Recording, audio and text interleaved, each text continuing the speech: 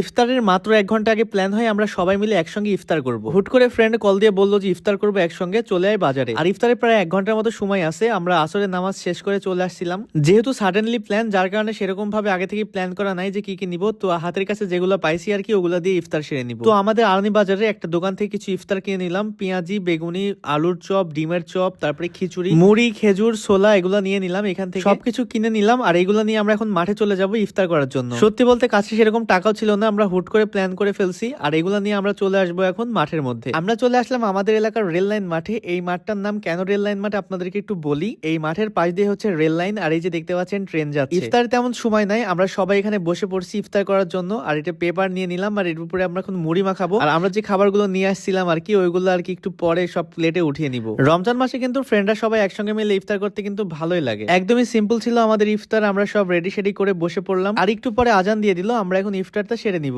এরকম প্রাকৃতিক পরিবেশে মাঠের মধ্যে বসে থেকে কিন্তু ইফতার করার মজাই আলাদা। আর এরকম ভাবে ইফতার অনেকেই করে, আমরা দেখছি ভিডিওতে, যার কারণে ভাবলাম যে আপনাদের সাথে একটু শেয়ার করি।